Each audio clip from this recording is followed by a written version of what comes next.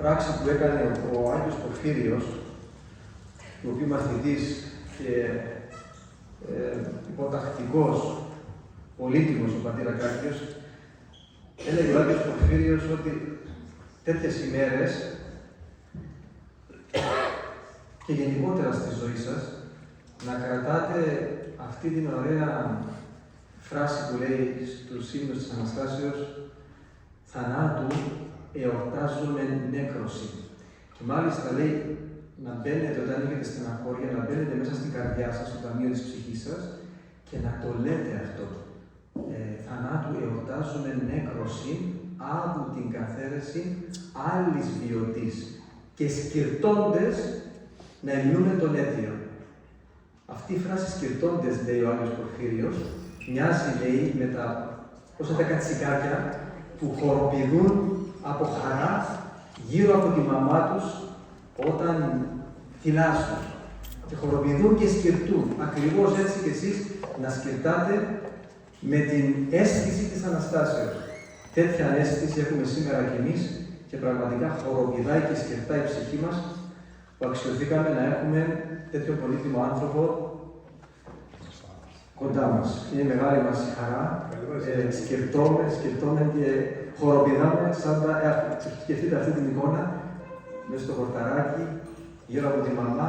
Έτσι ακριβώς σκεφτάει η ψυχή μας, γιατί πρόκειται να φυλάσσουμε γάλα πνευματικό από την εμπειρία ενός ανθρώπου που έζησε κοντά στον Άγιο Πορφύριο και ο Άγιος Πορφύριος έχει δουλέψει μαζί του. Είναι μια ψυχή δουλεμένη από τον Άγιο Πορφύριο. Δεν είναι ένας άνθρωπος ο οποίος απλά τον γνώρισε τον Άγιο. Είναι ένας άνθρωπος που τον ανέλαβε ο Άγιος Πορφύριος και δούλεψε και δουλεύει ακόμη με την ψυχή του. Οπότε η δική μου αίσθηση και ο λόγος που βρίσκομαι και αγαπάω πάρα πολύ τον πατήρα Ακάκιο είναι ότι διαμέσου του ζούμε τη δουλεμένη πνευματικά ζωή του Αγίου Πορφυρίου σε έναν άνθρωπο που είναι ζωντανός και βρίσκεται κοντά μας. Αυτό είναι μεγάλη ευλογία και μεγάλη χαρά. Σας ευχαριστούμε για όλο που ήρθατε και είμαστε όλοι γεμάτοι προσμονή να ακούσουμε σπάτα που σας φωτίσει ο Αγίος Πορφύριος να μοιραστείτε μαζί μας. Χριστός Ανέστη. Και εγώ γίνω χαρούμενος που είμαι κοντά σας. Ο Πάτρας Χρήστος έρχεται μια συνοδεία κάθε φορά που γιορτάζει το κελίνο της Παναγίας στην Κίμηση της Θεοτόπου. Εμείς έχουμε 15 Αυγούστου, εσύ έχετε 28. Έρχεται και γιορτάζουμε μαζί, κάνουμε λειτουργίες εκεί και φέρνει και τα πόσα πνευματικά του τέχνη, αλλά και από την γέφυρα και από τον πόρο. Και έτσι συνδεθήκαμε και γίναμε συναδέλφους. Και αυτό με φέρνει με χαρά εδώ στη γέφυρα να βρίσκουμε ανάμεσά σας.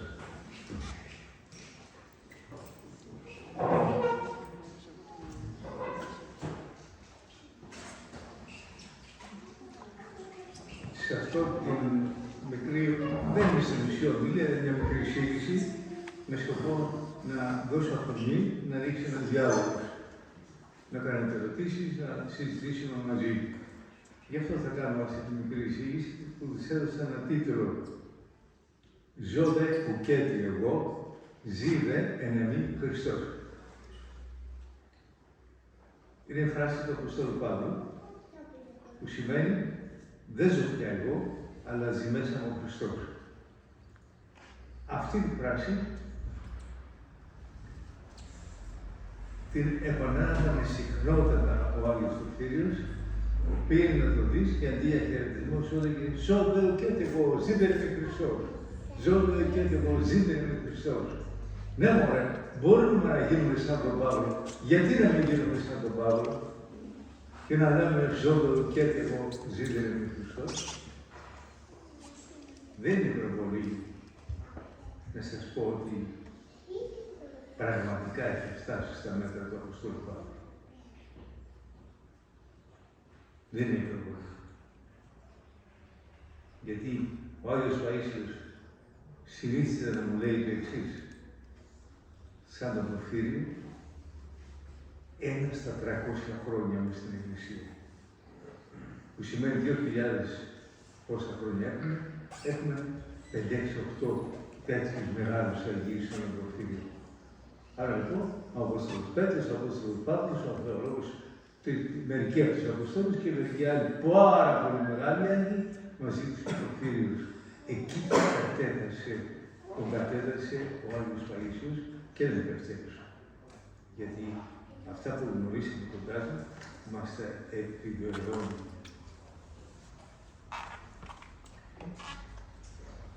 Ο Άγιος Πορφύριος ήταν βαθιά, πολύ βαθιά χριστοκεντρικός. Τι σημαίνει χριστοκεντρικός? Σημαίνει να ζεις συνέχεια μέσα στον Χριστό, να είσαι αφοσιωμένος στον Χριστό και η κάθε σου σκέψη, η κάθε σου πράξη, η κάθε σου κίνηση να περνούν μέσα από τον Χριστό. Αρέσει στον Χριστό το κάνω. Δεν αρέσει στον Χριστό, το διώχνω στο διάβολο.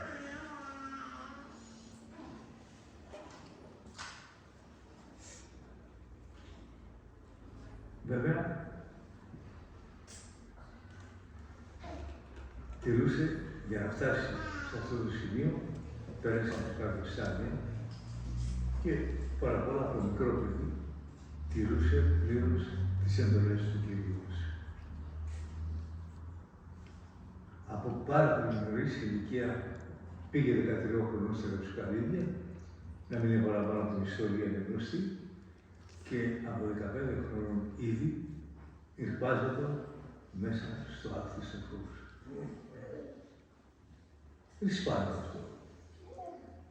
Ας πούμε, ο Άγιος Παΐσιος έκανε 18 χρόνια σκληρότερος ασχετικός αγώνα για να φτάσει σε αυτό το σημείο. Σε μια ηλικία αρκετά μεγάλη. Το ίδιο και ο Άγιος Ιάκωβος και όλοι οι άλλοι μεγάλοι, πολύ μεγάλοι άλλοι τύπους, ο Άγιος και ο Άγιος Παΐσιος και ο Άγιος Ιάκωβος. Αλλά ο Άγιος Πορφύριος αποτελούσε μια εξαίρεση. 15 χρόνων ηρπάζεται μέσα στο άκθο της ανθρώπου. Και ζούσε.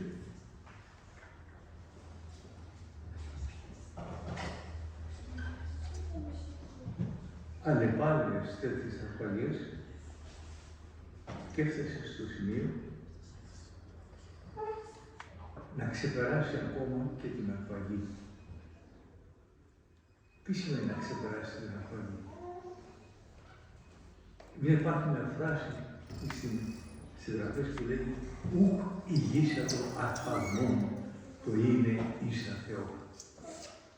Δεν θεώρησε αυτός αρπαγή το να είναι ίσο με τον Θεό, να είναι στον θρόνο του Θεού. Ενώ ήταν εδώ, ταυτόχρονα ήταν και στον θρόνο του Θεού. Και μόνος παντού. Όταν είμαι παντού, μπορούσε να το πάρουν τηλέφωνο από την Αμερική και να ζητάει κάθε λεπτομέρεια τι συμβαίνει μέσα στο σπίτι τους.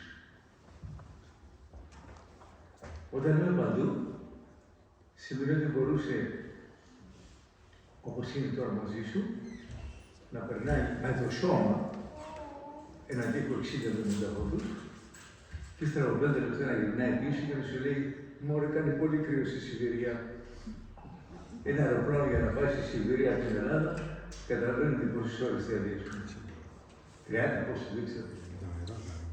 Λοιπόν, αυτός πήγαινε σε μερικά λεπτά και γυρνούσε, γιατί όσοι έχουν αυτό το χάρισμα,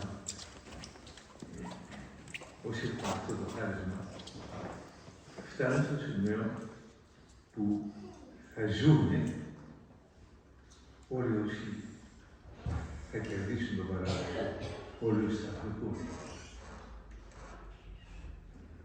Δηλαδή, το σώμα τους θα μπορεί να τρέχει με το σώμα, γιατί θα ανασταθούν με τα σώματα, θα μπορεί να τρέχει σε ταχύτητα, πολύ μεγαλύτερη από την ταχύτητα του φωτός, και θα λέει, κάνω μια βόλτα στην επόμενη γαλαξία για να επισκεφτεί ένα φίλο μου. Και θα γυρνάει πίσω στο στέκι, στο χώρο, στο δικό του σπίτι, στην παράδοση. Αυτά θα ζουν όσοι αξιωθούν να πάνε στον παράδεισο εκείνα τα χρόνια, μετά την ανάσταση του ηλεκτρών, αυτά τα ζούσε ο Άγιος Πορφύριος όταν ήταν ακόμα εδώ, σε αυτή τη ζωή, μέσα σε αυτό το σώμα.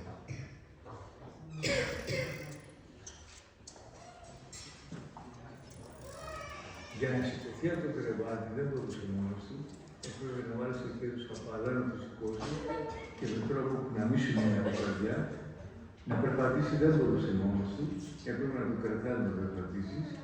Αλλά όταν είχε αυτή την ασφαλή, πετούσε μόνο στο σώμα και πήγαινε δεν ξέρω πού αλλού.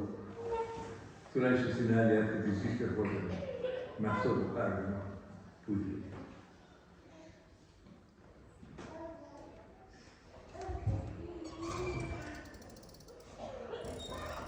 Λοιπόν, έφτασε σε αυτό το σημείο του ουκ ηγήσετο αρπαγμόν του ίδιου σε Θεό.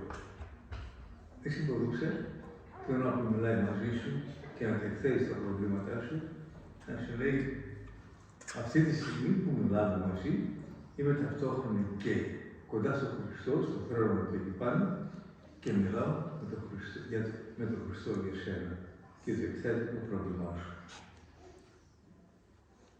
Αυτά συνέβαιναν, τα ζήσαμε, τα ζώνα.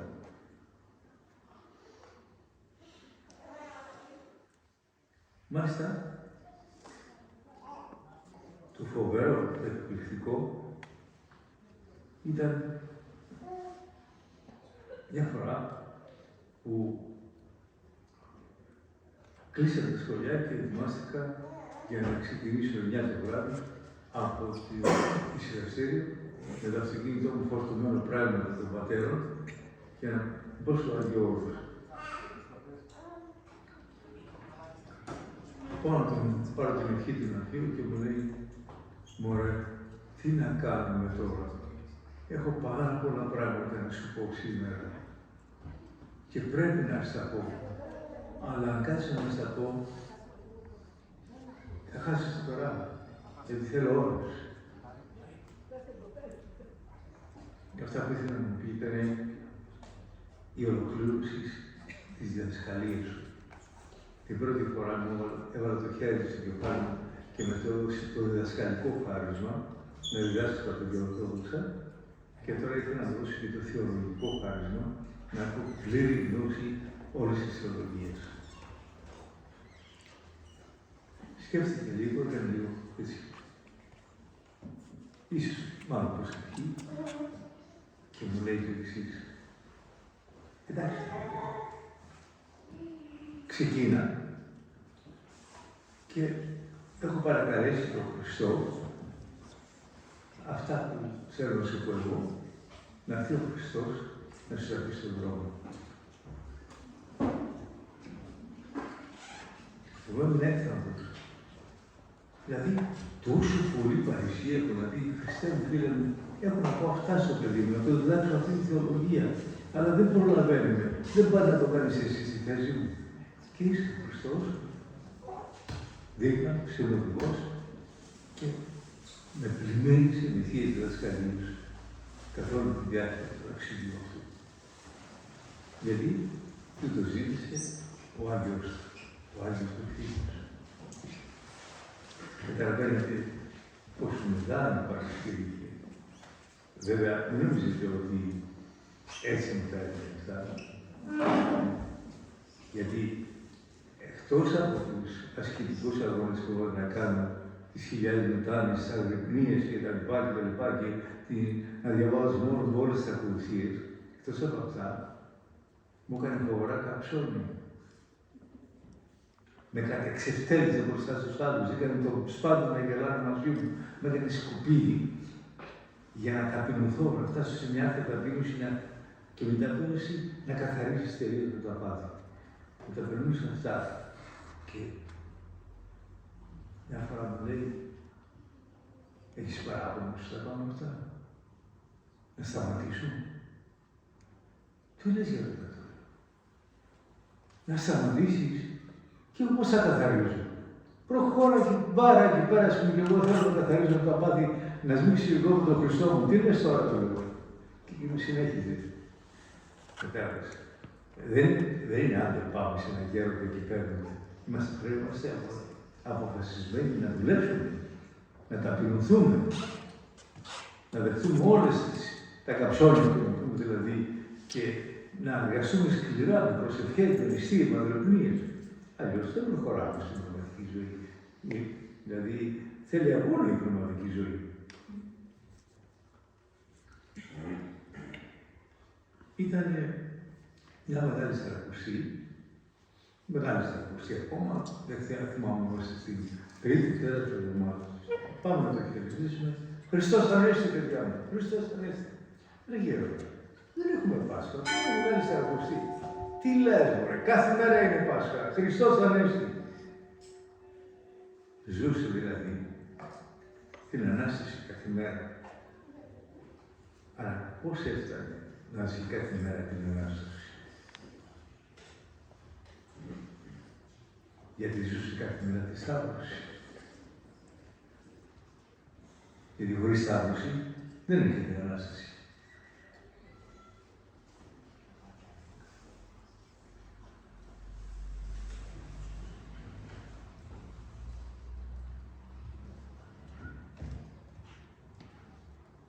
Και για ποιο σταυρωμένο? Για τον εαυτό του. Αυτός είχε καθαρίσει από τα πάθη. Ήταν δίπλα στον Χριστό. Τότε γιατί σταυρωνόταν κάθε μέρα? Θα σας το πω με έναν άλλο τρόπο. Στις αρχές που τον γνώρισα, καρδοκούσα πότε να ανοίξει η πόρτα που ερχόταν κόσμος να πάρουμε την ευχή, πήγαινα πίσω από τους άλλους και έπαιρνε και εγώ την ευχή του και τότε ό,τι βάρη είχα, ό,τι δυσκολίες είχα, πάω ξελάχθανα αμέσως. Γι' αυτό μου άρεσε αυτό και κάτι έτρεχα να πάω την ευχή του. 1, 2, 3, 5, 10, έγινε αυτό. Κάποια στιγμή ήρθαν 2 πούλμα πάνω από το άτομα, περάσαν μόλις πήραν την ευχή του και μόλις τελειώνω, πάω εγώ να το φιλήσω το χέρι και μου το τραβάει πίσω. Πήγαινε τώρα γιατί είμαι κουρασμένος. Μα χαίρομαι τι λέω. Δεν θέλω να σε κουράσω, δεν θέλω να σου μιλήσω. Απλώς θα σου το φιλήσει και να φύγω. Βρε παιδί μου, δεν καταλαβαίνεις ότι είμαι κουρασμένος. Δεν μπορώ να καταλάβω γι' αυτό. Όταν κάνει μια έτσι, ωραία μου λέει, και ανοίγει έτσι τα χέρια. Αυτό που είδα, με έκανε να κλάψω. Να κλάψω και τον είδα καρφωμένο πάνω σε ένα σταυρό. Από πάνω του να κρέμονται 100 άνθρωποι, αυτοί που πέρασαν και πήραν την ευχή του, και να του σηκώνει όλα τα βάρη, και από την πολλή πίεση, όλο το σώμα του να στάζει αίμα.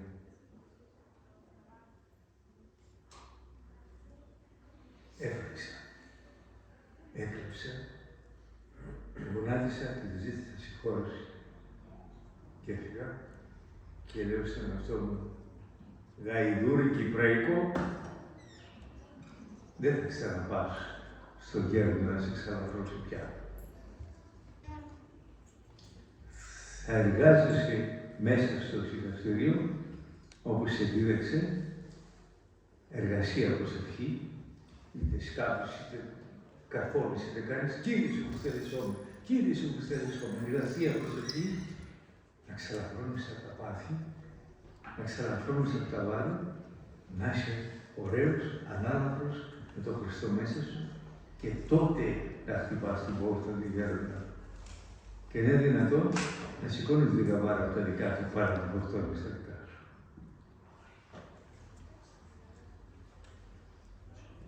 Προφανώς και να μου δείξει αυτό το πράγμα, με αυτό το σταυρωμένο, ήθελε να μου οδηγήσει μπροστά. Ήρθε η ώρα, μετά από αυτή τη ώρα, καιρό ασχετικών αγώνων, ήρθε η ώρα για να μου οδηγήσει να μπορώ να σηκώνω τα βάρη μου και να σηκώνω και ξένα βάρη.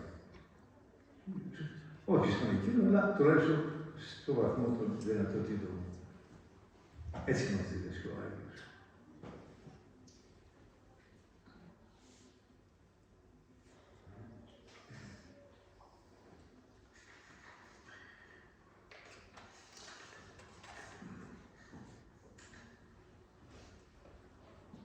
Λίγο πριν κοιμηθεί,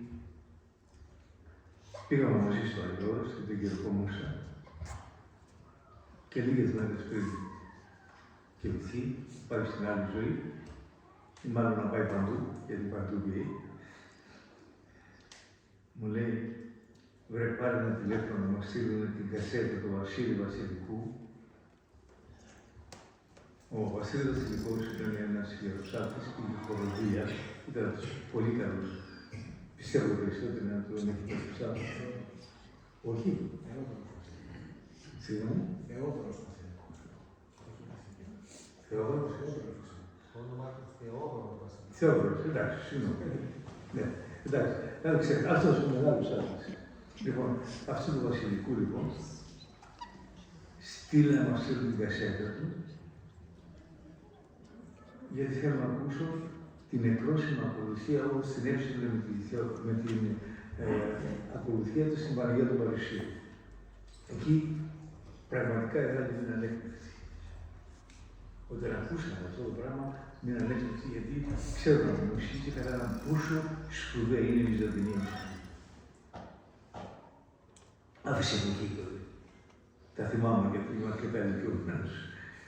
Λοιπόν, λέω Γιώργα, την έφερε την κασέτα μαζί μου, γιατί ήθελα να πάω και εγώ πάρα πολύ. Φέρτε να την ακούσουμε, μου λέει. Την πάτησε στο κασετόφωνο, άκουσε μερικά, ούτε ένα λεπτό, μισό λεπτό άκουσε. Το πιάνω κάτι κλάματα, πατάει το κασετόφωνο και βυθίστηκε μέσα στο κλάμα. Σηκώνω τα χέρια μου και λέω, σε παρακαλώ, Χριστέ μου, δείξε μου πού πάει αυτός ο γέροντας, πού πάω αυτή τη στιγμή, τι βιώματα έχει. Και μου έδειξε ο Χριστός. Βυθιζόταν μέσα στην άβυσσο της άκρας σταθμόσεως, στον πάτο του άλλου. Εγώ επειδή στην καλή μου έπιασε ήλικο και λέω πάρε με Χριστέ μου τον αντέχω. Και από εκεί υψωνόταν μέχρι το θρόνο του Θεού και ενωνόταν με την τέλεια αγάπη του Θεού. Γιατί αυτό που σε ανεβάζει, αυτό που ανεβάζει τον άνθρωπο στο θρόνο του Θεού να σμίξει με την τέλεια αγάπη μαζί του, είναι η Αγία Ταπείνωση. Και αυτό που οδηγεί στην Αγία Ταπείνωση είναι η πρώτη περιεκτική αρετή. Περιεκτικές αρετές σημαίνει, περιέχουν όλες τις άλλες, είναι η υπομονή, η ταπείνωση και η αγάπη. Είναι η υπομονή στις θλίψεις. Όταν υπομονή στις θλίψεις, όταν υπομονή στα καψόλια του γέροντά σου, του πνευματικού σου, όταν υπομονή στα πάντα που σου δώσει ο Θεός και τον δοξάζεις προσευχώρως, γιατί σε ευχαριστώ Θεό που τα δίνεις για να σε χωριστεί με αμαρτίες μου, τότε σιγά σιγά φτάνεις στην Αγία Ταπείνωση και αυτή θα ανεβάζει στο ύψος της τέλειας αγάπης και νόμισε με τον Χριστό. Μια φορά μου έλεγε, μωρέ, ζω το κέτε Χριστός, ζω το κέτε που δίνεται Χριστός. Μπορούμε όλοι να το φτάσουμε, να γίνουμε όλοι σαν τον Χριστό. Του λέω, ξέρεις πολλούς και γέρονται να το πέτυχα. Δεν ξέρω, μου λέει, ξέρω ότι ο Χριστός θέλει και μπορούμε να το κάνουμε. Ο Χριστός το είπε και το μπορούμε να το κάνουμε. Λοιπόν,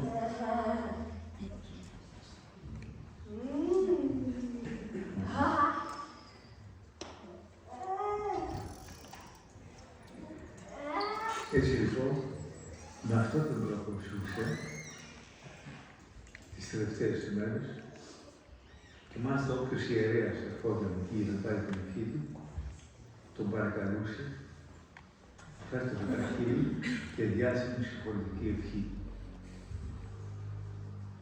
Για ποιες αμαρτίες? Σαρκός και πνεύματος και εγωισμού. Διάβασε με συγχωρητική ευχή για κάθε αμαρτία, σαρκός και πνεύματος και εγωισμού.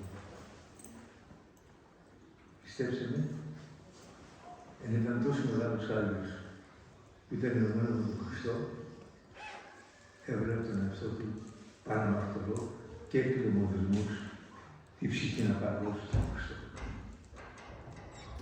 Έτσι τα αφήνω εσύ. Εμείς τι κάνουμε, και νομίζουμε πως κάτι κάνουμε, κάτι είμαστε. Χρειάζεται ταπείνωση. Πολύ ταπείνωση.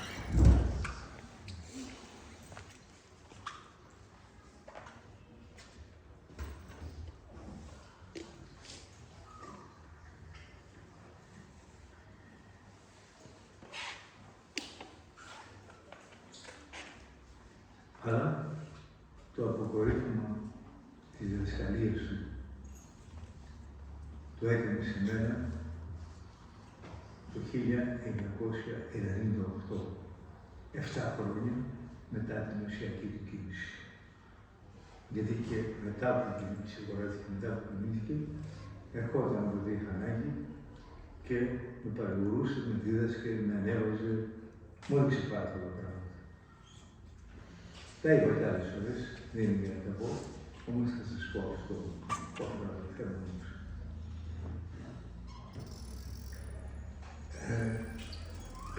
Είχα μια συζήτηση με τα καλοκαίρια του Αγίου Παϊσίου και προσπαθούσα να κάνω κριτική στον Άγιο Πορφύριο για τις στάσεις του απέναντι στις ταυτότητες και τα chips και τα λοιπά. Προσπαθούσα να τους πείσω ότι το κάθε chip που υπάρχει σε κάθε ταυτότητα δεν είναι το χάραμα του Χριστού. Γιατί ο Άγιος Πορφύριος μας δίδασκε ότι το χάραμα θα το βάλει ο Αντίχριστος εκείνα τα τελευταία 3,5 χρόνια που θα κυβερνήσει. Γιατί θα καταφέρει ο Αντίχριστος που θα είναι γιος μιας Εβραίας κόρνης σε μια ηλικία 30 ετών, θα καταφέρει, αφού από τώρα προετοιμάζει το εβραϊκό έδαφος, ξέρετε, η μασονία, η Λέτσι Βίτενμπεργκ, Λέτσι Λάτερα και τα λοιπά, όλα είναι οι εβραϊκές καταστάσεις που προετοιμάζουν το έδαφος για να κυβερνήσουν τάχα με το Μεσσία το δικό τους όλη τη γη. Αυτός που θα κυβερνήσει μαζί με τους Εβραίους όλη την Ιφίλιο, θα είναι ο Αντίχριστος, ο οποίος θα έρθει κάποια στιγμή. Όταν ρωτούσα τον Άγιο Πορφύριο πότε θα έρθει, λέει, μόνο ο Θεός ξέρει. Μπορεί ύστερα από 30 χρόνια, μπορεί ύστερα από 300, μπορεί ύστερα από 10.000 χρόνια. Αυτό μόνο εκείνος το ξέρει. Λοιπόν, τότε θα βάλει το χάραμα. Και για να σου δώσει τον αριθμό του, θα σε ρωτάει πρώτα. Αρνείσαι το γιο της και θα βρεις την Παναγιά μας και τον Χριστό, ότι είναι ένας απατεώνας και δεύτερο ότι ο αληθινός Μεσσίας είμαι εγώ. Και θα είσαι στην πόλη και θα σου δώσω αυτόν τον αριθμό, με αυτό θα μπορεί να κινήσεις την αγορά, να αγοράζεις, να πωλείς, να κάνεις τα πάντα. Διαφορετικά δεν θα μπορείς τίποτα να κάνεις, ούτε να ψωμίσεις, ούτε να πουλήσεις το να αγοράζεις. Και το χειρότερο, θα αρχίσει φοβερούς διωγμούς. Και μάλιστα λένε οι πατέρες ότι τα μαρτύρια που θα κάνει ο Αντίχριστος θα είναι πολύ πολύ πιο σκληρά και άγρια και βάναυσα από τα μαρτύρια των πρώτων αιώνων.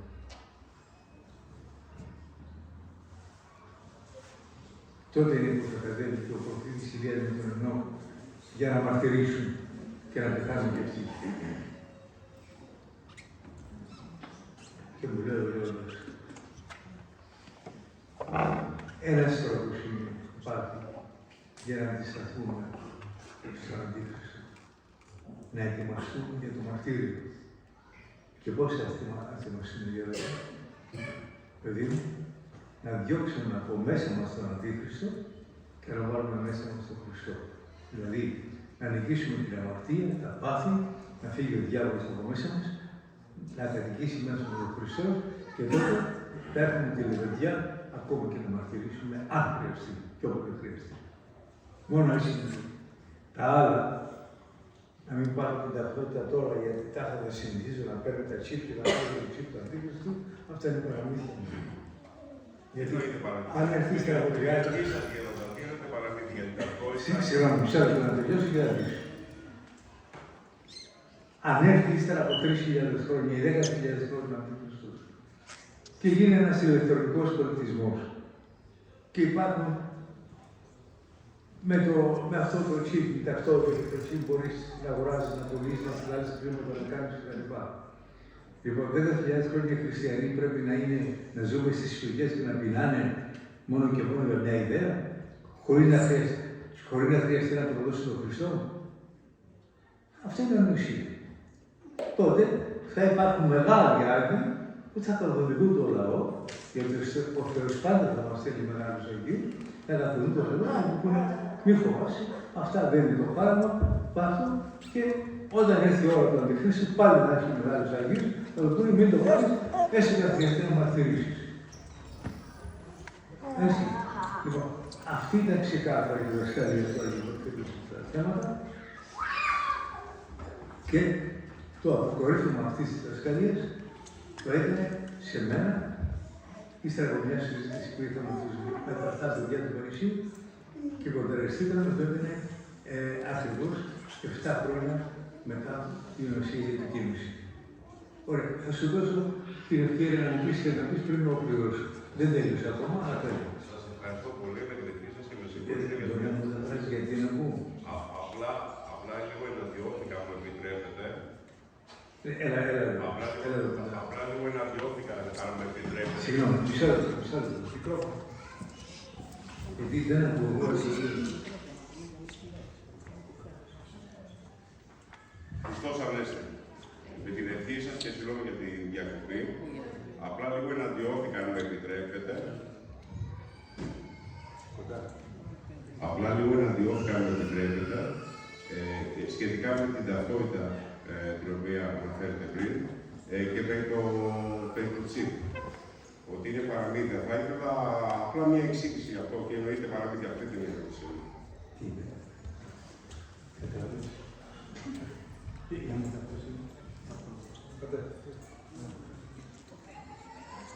Και συγγνώμη για τους παρακολουθούς.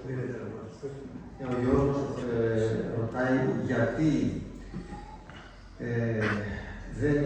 γιατί είναι παραμύθι το να λέμε ότι οι ταυτότητες σήμερα και τα τσίπ και όλα αυτά που ήδη εργάζεται ο Αντίχριστος μέσα στον κόσμο είναι αθώα αυτά, δηλαδή δεν πρέπει να ανησυχούμε, δεν πρέπει να, δηλαδή πρέπει να τρέχουμε και να παίρνουμε τις ταυτότητες και τα αυτά. Κοιτάξτε να δείτε, μπορούμε να έχουμε μια ανησυχία πια. Ότι με αυτόν τον τρόπο σιγά σιγά ετοιμάζουν το ελευθερικό χρήμα. Μόνο με την ταυτότητά σου, αυτή και τον ελευθερικό, θα μπορέσεις να παίρνεις χρήματα, να αγοράζεις, να πωλείς, να φτιάχνεις, να κάνεις. Που σημαίνει ότι τα πράγματα θα είναι πάρα πολύ ελεγχόμενα. Διότι όλοι αυτοί του συστήματος, ακόμα μέχρι και την Ευρώπη και δεν ξέρω πού αλλού, θα μπορούν να μπαίνουν μέσα στα κομπιούτερ, μέσα στο σύστημα και να ξέρετε τον καθένα μας τι έχει και τι δεν έχει.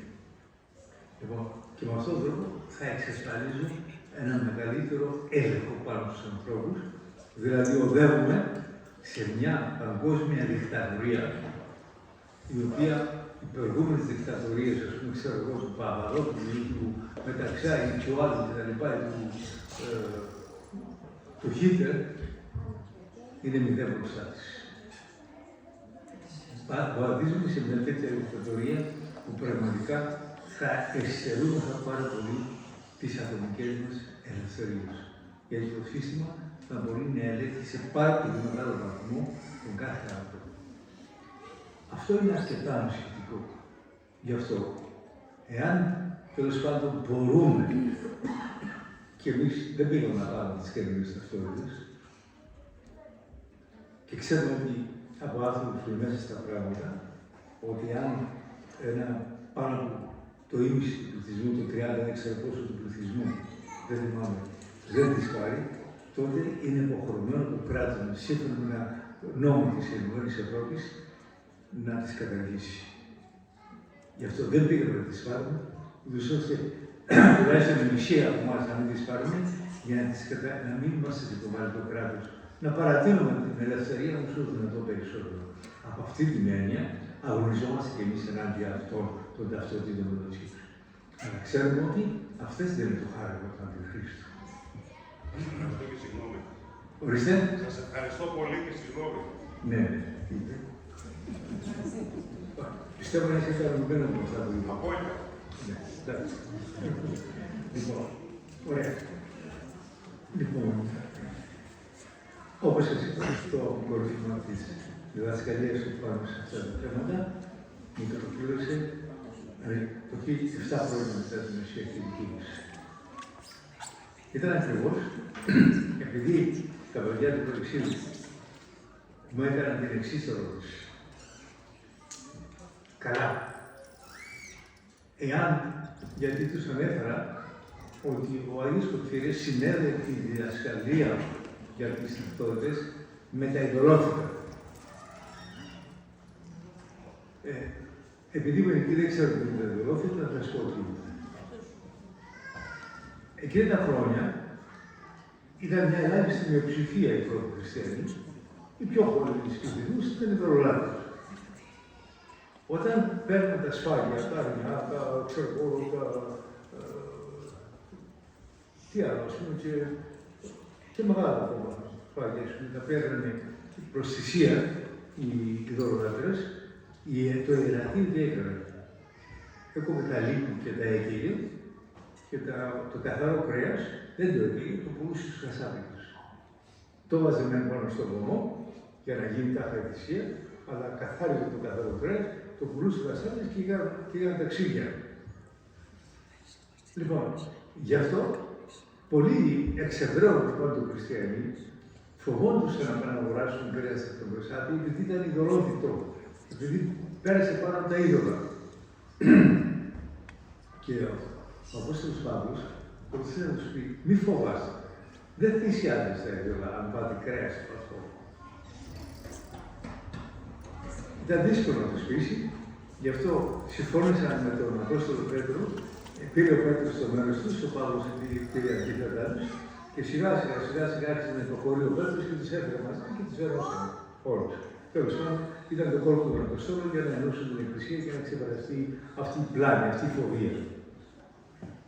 Λοιπόν, εγώ πιστεύω κατά βάθος ότι η διαφωνία του Αγίου Πορφυρίου με τον Άγιο Παΐσιο πάνω στο θέμα των ταυτοτήτων μοιάζει με τη διαφωνία του Πέτρου και του Παύλου πάνω στο θέμα των ιδεολογήτων. Γιατί έζησα ανάμεσά τους και έχω πληροφορούμε περί αυτού. Λοιπόν, εν πάση περιπτώσει, προσπάθησα να τους πείσω έτσι και λέμε, αυτοί δεν επίθενται βάση. Και όταν ήρθα λοιπόν, σε λίγες μέρες είχαμε το πρώτο Σάββατο των νηστείων που είναι το Αγίου Θεοδόρου του Τύρνου, στο Κολύβο. Ξεκινάει η Θεία Λειτουργία πάνω στο κέντρο της Κύριης του Κυριακού, ξεκινάει η Θεία Λειτουργία. Ναι. Έχει να κάνει με ιατρότητα, ναι. Ξεκινάω λοιπόν. Γιατί ο Άγιος Θεόδωρος είναι εκείνος που πήγε στον επίσκοπο τότε και του λέει για να μην σκανδαλιστεί το πλήθος, βράσε στάρι και δώσει πέσεις όλων να φάνε στάρι για να μην φάνε κρέας και να σκανδαλιστούν. Και όταν αυτοί με ρώτησαν, καλά, γιατί ο Άγιος Θεόδωρος δεν τους άφησε να φάνε δωρεότητα και να φάνε στάρι. Του λέω, προφανώς για το σκανδαλισμό των πολλών. Δεν ήταν έτοιμοι πολλοί να το κατανοήσουν και θα σκανδαλίζουν. Και να μην σκανδαλίσουν, το ήταν έτσι. Και ο Απόστολος Παύλος το είπε έτσι. Προκειμένου να σκανδαλίσω ένα πιστό, ας μην φάω κρέας στον αιώνα. Και δεν έτρωε κρέας από δωρεότητα, τουλάχιστον να το βλέπουν οι άλλοι, γιατί δεν ήθελε να σκανδαλίσει κανέναν. Όχι γιατί φοβόταν ότι πραγματικά θα μαγνηθεί. Καταλάβεις. Λοιπόν, μπαίνω σε Θεία Λειτουργία. Μόλις ξεκινάει τη λειτουργία μου εμφανίζει το Άγιος Πορφύριος. Ενωράμε. Πρόσεξε να δείτε. Τον Απόστολο. Ποιος είναι ο Απόστολος? Μου λέει ο ίδιος με τον Απόστολο του Αγίου Δημητρίου. Δεν είναι τυχαίο, γιατί ο Άγιος Θεόδωρος ο Στρατιλάτης είναι στίχος του Αγίου Γεωργίου και ο Άγιος Θεόδωρος είναι στίχος του Αγίου Δημητρίου. Ο ένας έχει τη δύναμη, σαν τον Πέτρο, και ο άλλος έχει τη διδασκαλία, σαν τον Παύλο. Άρα λοιπόν, ο Άγιος Θεοδοστρίνος είχε το διδασκαλικό, όπως είναι ο Απόστολος Παύλος. Και ο Άγιος Δημήτριος, και κατά προέκαθεν είναι ο Άγιος Θεόδωρος Τύρινος. Και λοιπόν, και ύστερα μου λέει πρόσεξε τώρα το Ευαγγέλιο. Το Ευαγγέλιο λέει εκεί ότι τις ημέρες εκείνης, ότι όταν ο Δαβίδ πείνασε μαζί με τους στρατιώτες που τον κυνηγούσε ο γιος του, πήγε από τον ναό και πήρε από τα ψωμιά, από τα αφιερώματα, ας πούμε, και έφανε τους στρατιώτες που απαγορευόταν κανονικά. Και διδάσκει εκεί πέρα ο Απόστολος Παύλος. Δεν είναι το Σάββατο, δεν είναι ο άνθρωπος για το Σάββατο, αλλά το Σάββατο για τον άνθρωπο. Δηλαδή, μην κολλάμε πάνω σε αυτά, να ξέρουμε ότι τα χειριζόμαστε με τέχνη και ελεγμούς, ούτως ώστε να μην πιανόμαστε χωρίς λόγο στην παγίδα του εχθρού. Άρα λοιπόν, όπως τότε θα μπορούσε να φας την κρότα χωρίς να μολυθείς, και τώρα μπορείς να πάρεις την ταυτότητα, αν δεν σε αναγκάσουν να αναδείξεις τον Χριστό, έστω και να έχει πάνω του κάποιο τσίπ και μη, χωρίς να πάθεις τίποτα. Αλλά πρέπει για αυτό το θέμα να γίνει μεγάλη διδασκαλία, να συνειδητοποιήσει ο λαός, να μην σκανδαλίζεται για να μπορούμε να προχωρήσουμε, έστω και αν χρειαστεί άλλες 10.000 χρόνια να έρθει ο Αντίχριστος, να μην υποφέρουμε χωρίς λόγο. Αυτό ήταν το νόημα της διδασκαλίας του Αγίου Πορφυρίου. Λοιπόν, και όταν τέλειωσε αυτό και πλησίαζε η ώρα του Τασάι Προσών, εκείνη τη στιγμή που λέει ο παπάς Τασάι Προσών σύ προσφέρουν, γίνεται η μετουσίωση του ψωμίου του κρασιού σε σώμα και αίμα Χριστού. Εκείνη τη στιγμή είναι η ώρα που ο Χριστός σταυρώνεται. Γιατί η Θεία Λειτουργία ολόκληρη είναι όλη μια αναπαράσταση όλης της ζωής του Χριστού. Παραδείγματος χάρη, στην πρώτη είσοδο του Ευαγγέλιου ήταν όταν ο Χριστός βγήκε να κηρύξει. Στη δεύτερη είσοδο με τα Άγια ήταν ο Χριστός να ανεβαίνει στο Γολγοθά. Και στο Σάι Χριστό είναι η στιγμή της σταυρώσεως του Χριστού. Εκείνη την ώρα μου κουνάει ο Γιώργος, πρόσεξε μου λέει, και βλέπω πραγματικά τον Χριστό εσταυρωμένο.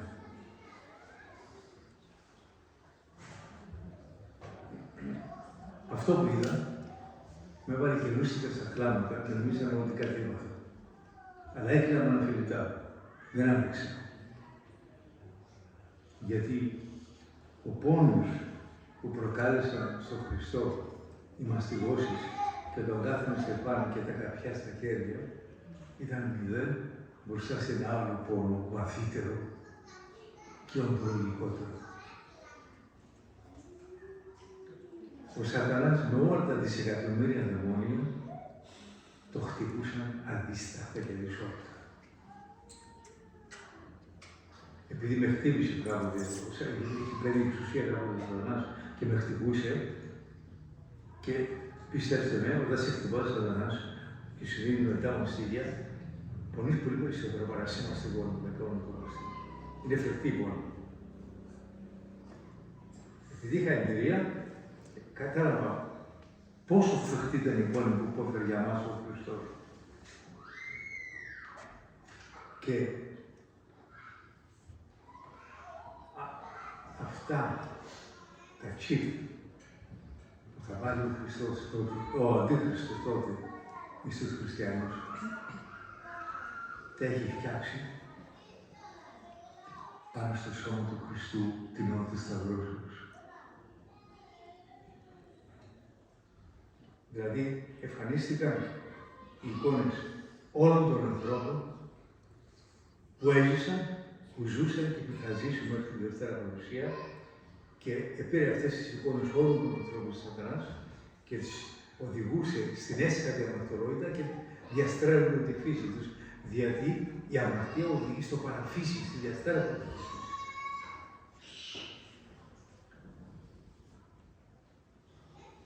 τα έκανε πάνω στον Χριστό και ο Χριστός πονούσε και υπέφερε και συνυπέφερε για όλους τους ανθρώπους, για όλους μας, όσοι έζησαν και ζουν και θα ζήσουν μέχρι την τέλεια των αιώνων. 3 και 4 δισεκατομμύρια. Ο Χριστός υπόνωσε. Ασύλληπτο. Ασύλληπτο υπόνωσε. Αυτό είναι η Παναγία.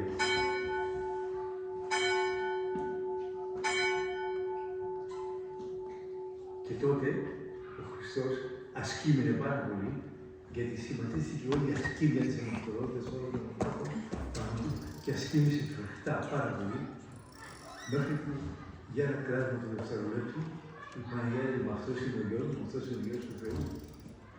Και μόνο η ιστορία αυτό ήταν η ροφέα που της προφήτευσε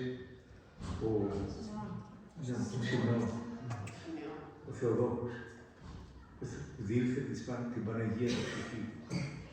Από τον πόνο γιο του Λαγρόνης έπεσε κάτω και την κοιτάζει ο μήτης, οι δύο γιος του, Ιωάννη πάρθουν και πήγαινε. Και την πήρε σπίτι του Ιωάννης και εξαιτίας της απειρολάσης αμφιβολίας της μιας τελούς, της αφαιρέθηκε όλη η γνώση και ο απλός Ιωάννης ο θεολόγος που πήρε τη θεολογία όταν έσκυψε πάνω στο στήθος του Χριστού, έγινε δάσκαλος στη θεολογία.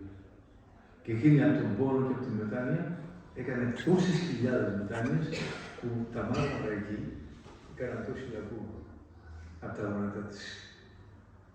Φυσικά επανήλθηκε, πήρε τη χάρη, όχι τη χάρη, να είναι υπεράν όλου του σύμπαντος και υπεράν όλων των αγγέλων και όλη η χάρη του Θεού πάει στους αγγέλους και στο σύμπαν να περνάνε από αυτήν. Υψίστη τον υψίστη των Παναγιάς. Δεν τη λέω δηλαδή. Αλλά εκείνη τη στιγμή πέρασε εκείνη την ώρα τη δυσκολία του. Λοιπόν, ήταν τέτοιο πόνο του Χριστού πάνω στο στρατό. Αλλά στο πάνω μέρος του στρατού ανατρέπει τα σχέδια του διαβόλου, τον πατάει κάτω, του βλέπει το κεφάλι, ο Σατανάς τώρα δεν έχει σκέψη, δεν μπορεί να κάνει τίποτα και για να οργανώσει ένα κακό πρέπει να βρει άνθρωπο, εγκέφαλο ανθρώπινο, συνεργάτη του, να του βάλει τα chips, να επεξεργάζεται ο άνθρωπος για να μπορεί να οργανώσει ένα κακό. Τότε που είμαι γενικός στο σχολείο, μου πέτυξε ποιος καθηγητής, ένας κομμουνιστής, τους οργάνουν όλους και τους απελάγει για να μου χτυπούν μέσα στο σχολείο. Με το πέτυξε ο Άγιος. Το κατάλαβα και μόνος βέβαια, αλλά μου το έδειξε και ο Άγιος. Δεν μπορεί να κάνει μόνος του τίποτα στο να το πει. Λοιπόν, στο πάνω μέρος του Χριστού πατάει το διάβολο κάτω και επαναφέρει όλους τους ανθρώπους στο κατοικόνα και τους δίνει τη δύναμη να δεχτούν το κακομοίος. Και έφτιαξε τα δικά μου ψήφια, όπως αυτό. Επομένως, τώρα έχουμε τη δυνατότητα ή να δεχτούμε το τσίπ του διαβόλου και να πάμε κατά διαβόλου ή το τσίπ του Χριστού και να προχωρήσουμε στην αρχή και να σβήξουμε με τον Χριστό μας. Όλα αυτά έγιναν πάνω στο σώμα. Λοιπόν, όταν είδα τον Χριστό να πονάει τόσο πολύ, δεν άντεξα και έκλαιγα με λιγμό.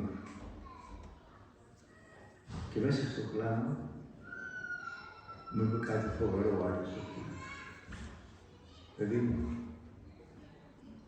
μπορούμε κι εμείς να κάνουμε αυτό που έκανε ο Χριστός. Μπορούμε κι εμείς να σταυρωθούμε για όλους τους ανθρώπους που έρχονται και θα ζήσουν και να σηκώσουμε όλες τις αμαρτίες μας με τη δύναμη και την αγάπη του Χριστού.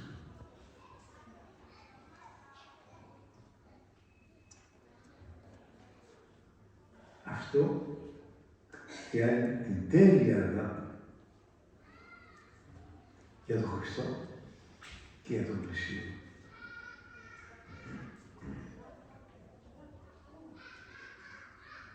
Ο Άγιος Πορφύριος το έκανε και με αυτόν τον τρόπο έφυγε για την άλλη ζωή. Το είδα όταν τον γεροκομούσα και του έκλεινα τα μάτια. Ως σταυρωμένος για όλους τους ανθρώπους που έδειξε και που θα ζήσουν. Μια τέλεια αγάπη για τον Χριστό, μια τέλεια αγάπη για τον πλησίο. Ήταν η αγάπη του Άγιου Πορφυρίου. Αλλά μπορούμε και εμείς να φτάσουμε σε αυτή την αγάπη. Μπορούμε να ξεκινήσουμε την προσπάθεια μας. Υπάρχουν διάφορα στάδια. Στο πρώτο στάδιο, το μόνο που μπορούμε να κάνουμε είναι να επικαλούμαστε τον Κύριο και να το ζητούμε την βοήθειά Του για όλες τις δυσκολίες μας.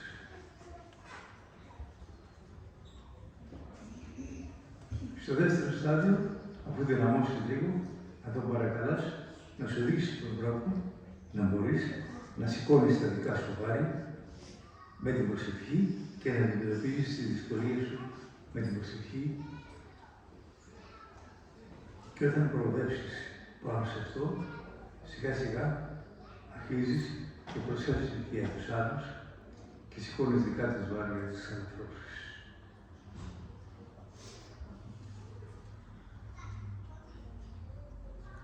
Οι Άγιοι, το Άγιος Πορφύριος και πάνω απ' όλο ο Χριστός, δεν θέλουν να είμαστε στάσιμοι στην πνευματική ζωή. Θέλουν να συνεχίσει σιγά σιγά να προσευχόμαστε. Δηλαδή, πάρα πολλοί αρχίζουν να εξομολογούνται 1, 2, 5, 10, 3, 40 χρόνια και ό,τι έχουν θέλουν να το πούνε όλο στο πνευματικό. Και κάθε ακούει αυτό και δεν μπορεί να ρεασάνει. Δεν είναι τρόπος αυτός. Στην αρχή μπορεί να ξεκινήσεις έτσι. Σιγά σιγά να προσέφεις, να το ξεπερνάς μόνος. Σιγά σιγά να προσέφεις και να το αναφέρεις κάθε τόσο που λαμβάνεις μόνο και σε γενικές γραμμές τι συμβαίνει, να σου διαβάσει η πνευματική ευχή. Και όταν προχωρήσεις πνευματικά, να βοηθήσει και άλλους αρχάριους να πετύχουν το ίδιο σαν εσένα. Λοιπόν, πρέπει να βοηθήσουμε όλοι να φτάσουμε σε αυτές τις αρετές. Αλλά αυτοί, οι τρεις μεγάλες αρετές, λέγονται περιεκτικές, διότι κάθε μια περιέχει όλες τις αρετές μέσα τους. Οι τρεις περιεκτικές αρετές λοιπόν είναι πρώτα η υπομονή, δεύτερον η ταπείνωση και τρίτον η αγάπη. Αν δεν μάθεις να κάνεις υπομονή σε όλα τις θλίψεις και να σηκώνεις τα βάρη σου, δεν μπορεί να φτάσεις στην ταπείνωση. Και αν δεν φτάσεις στην ταπείνωση, δεν μπορεί να υψωθείς στο ύψος της Θείας Αγάπης και να αφήσεις τον Χριστό με τον Μεσσία. Πώς είναι αυτό. Λοιπόν,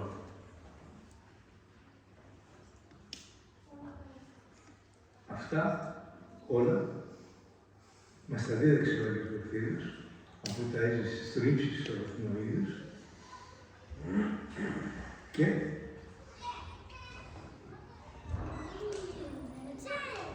μας ζητούσε να αγαπήσουμε και εμείς τον Χριστό και να αγωνηθούμε για να φτάσουμε να λέμε ζώδο και εγώ δίδε τον Χριστό. Έχουμε σε ένα μεγάλο βαθμό όλοι τις κάνουμε να πετύχουμε πάνω σε αυτή την πορεία. Και όλοι θα πούμε πραγματικά ότι κάτι κάνουμε και ευχαριστούμε τον Κύριο μας. Είμαι έτοιμος να απαντήσω σε όποια ερώτηση θέλετε. Ανοίξω εγώ τη συζήτηση για όλα. Ανοίξω εγώ πρώτος τη συζήτηση για να πάρω θάρρος και οι άλλοι. Είπατε πριν ότι για να μην βασανίζετε τον γέροντα, τον Άγιο Πορφύριο, που όταν ήρθε το λεωφορείο είδατε σταυρωμένο πάνω να στάζουν αίματα τον πόνο που είχε ο κάθε άνθρωπος από το λεωφορείο αυτό. Και είπατε ότι όταν συνειδητοποιήσατε τον πόνο που κουβαλούσε ο Άγιος πάνω του, σταματήσατε να θέλετε κι εσείς να του φορτώνετε τα δικά σας, έστω και με μία ευχή. Δηλαδή λέμε να πάρω μία ευχή. Και τι είναι να πάρω μία ευχή? Να πάρω μία ευχή να πάρω, αλλά όχι να πάω για να ξεφορτώνω τα βάρη μου και να φύγω. Πρώτα ξεφορτώνω τα βάρη μου με την προσευχή τη δική μου για την εργασία Ένιωθα όμορφα ωραία και πήγα να πάρω την ευχή μου για να του μεταδώσω χαρά και δυνατόν να το αρπάξω σε κανένα βάρος. Δηλαδή, κατά κάποιο τρόπο, η αγάπη προς τον πνευματικό μας είναι όχι μόνο να μην τον μεταφέρουμε διαρκώς όλα μας τα μάτια, αλλά να φτάσουμε σε σημείο να ξεπεράσουμε. Πραγματικά να μπορούμε να είμαστε συμπαραστάτες για τους πιο αδύναμους. Το ερώτημα μου είναι πώς μπορεί να γίνει αυτό. Πώς μπορεί να δουλέψει ο καθένας, ο οποίος όταν έρχονται στην εξομολόγηση οι άνθρωποι θα πούνε τα βάσανα, τον πόνο. Μέσα από τον πόνο βγαίνουν κάποιες αμαρτίες, αδυναμίες και σου λέει για να μπορέσω να καταλάβεις την πνευματική μου, την αμαρτία μου, πρέπει να σου πω τι πέρασα και ξεκινάνε και λένε τις ιστορίες τι τους συνέβηκε, ώστε μέσα από μια δυσκολία που πέρασαν να φανεί η αδυναμία, να φανεί το λάθος και να το εξομολογηθούν. Πώς θα μπορούσαν να δουλέψουν πριν έρθουν στην εξομολογησία οι άνθρωποι, ώστε να πούνε αυτό που πρέπει να πούν, χωρίς να χρειάζεται να πούν ολόκληρη την ιστορία. Όταν είναι τελείως αυτάριος, μόλις ξεκινήσει, δεν μπορεί να το πει αυτό. Θα έρθει να σου πει κάποια ώρα και θα μου κάνεις υπομονή. Ο πνευματικός, ο κάθε πνευματικός. Αλλά το θέμα είναι να υπάρχει πρόοδος. Μία, δύο, ένα μήνα, 2 μήνες, 6 μήνες, 8 μήνες, σιγά σιγά να αρχίσει να μαθαίνει, να προσεύχεται πριν πάει στον πνευματικό και να παρακαλάει μέσω από τη βαθιά του Χριστό να του συγχωράει τις αμαρτίες του. Να τις εξομολογείται στον ίδιο τον Χριστό. Έκανα αυτά, Χριστέ μου, συγχώρεσαι με, σε παρακαλώ, συγχώρεσαι με, παρακαλώ. Έτσι ώστε να παρακαλεί τον ίδιο τον Χριστό να του συγχωράει τις αμαρτίες του, να ξαλαφρώνει με αυτόν τον τρόπο και να πάει να δίνει μια αναφορά στον πνευματικό. Σιγά σιγά θα προχωρήσει κι άλλο κι άλλο, μέχρι που να φτάσει ακόμα να συγχωρεί ξανά βάρη. Πρέπει να υπάρχει πρόοδος στην πνευματική ζωή. Δεν ξέρω αν κατάλαβες τι θέλω να πω. Ερωτήματα, παιδιά.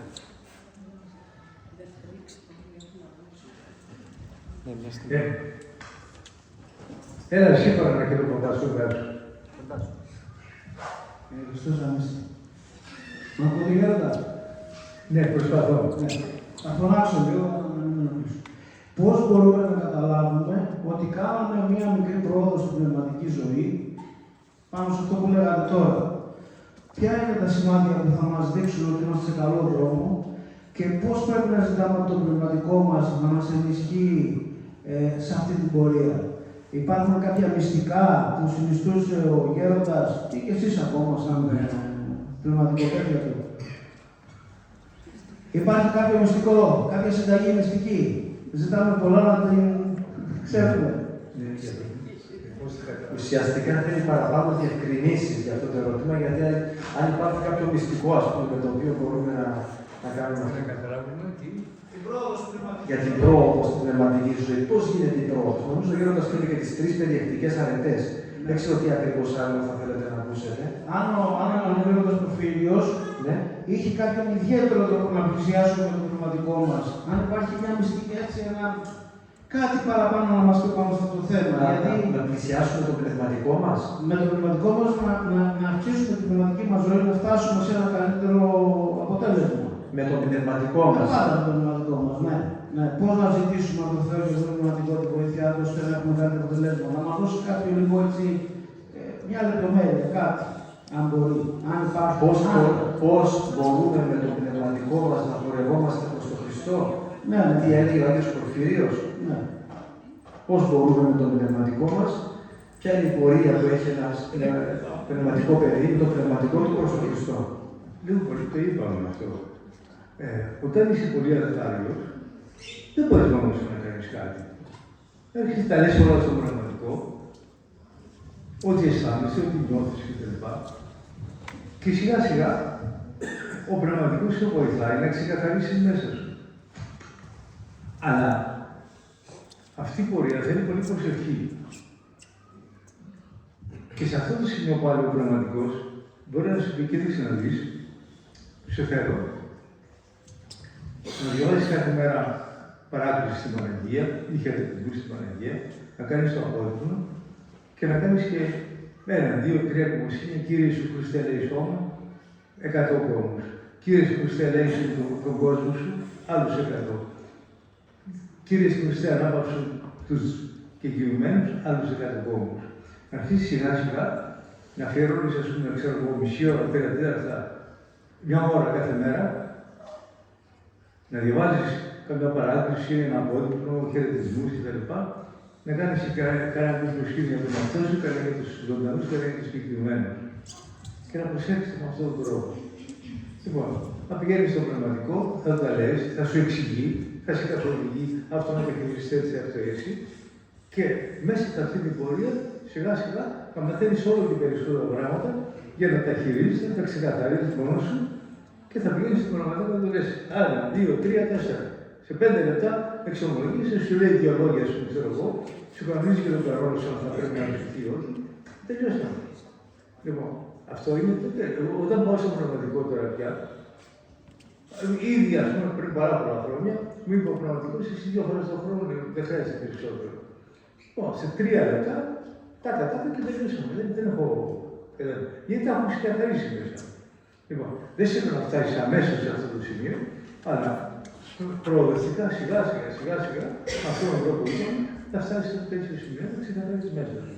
Με αυτόν τον τρόπο μπορεί ο πνευματικός χάρη, αν δει ότι είσαι προχωρημένος πνευματικά και είσαι χέρι έμπιστος, να σου αναθέσει και ένα χάρη να τον βοηθάει να προχωρήσει. Έτσι που να μάθουμε να βοηθάμε ένα στον άλλο. Και γίνεται μια πνευματική αδελφότητα, γίνεται κάτι, μια πραγματικά στενικότητα χριστιανή. Είναι υπέροχο αυτό. Δεν ξέρω αν κατάλαβες. Ο Γέροντας Πορφύριος είχε κάποιο ειδικό τρόπο. Είχε. Τι έκανες αυτό ο Άγιος Πορφύριος? Αυτά που σε λέω. Κοντά του τα μάθα. Κοντά του τα μάθα. Άλλος, παιδιά. Ναι. Το μικρόφωνο, δεν στείλει.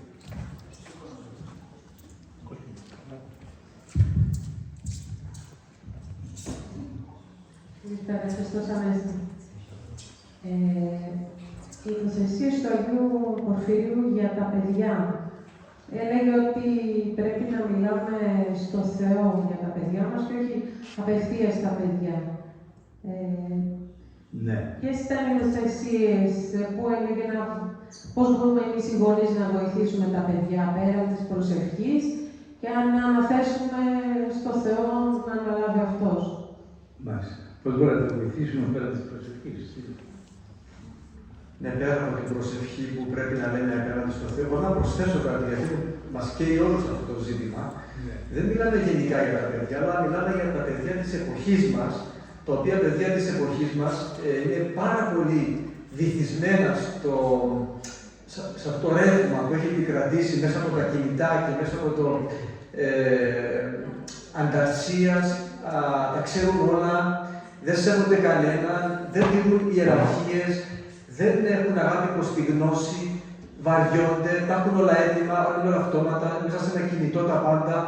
Πώς μπορούμε τέτοια παιδιά που γεννήθηκαν σε τέτοια εποχή, εμείς οι καινούργιοι γονείς, με βάση τη διδασκαλία του Αγίου Πορφυρίου, να τα βοηθήσουμε να ζήσουν κατά Θεόν? Πριν απαντήσω, θα ξεκινήσω με μια εμπειρία που είχα κοντά.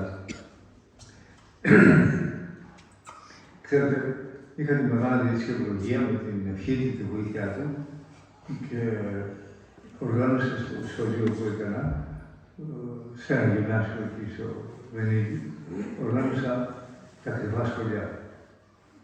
Δηλαδή, βρήκα μια αίθουσα συνεργασίας και κάλεσα τα παιδιά όσο θέλουν να μαθούν και τους έκανα αρχαία ελληνικά από το γυμνάσιο που τότε είχαν καταργηθεί, αλλά όχι μόνο από αρχαιολογικά κείμενα, αλλά και από εκκλησιαστικά κείμενα.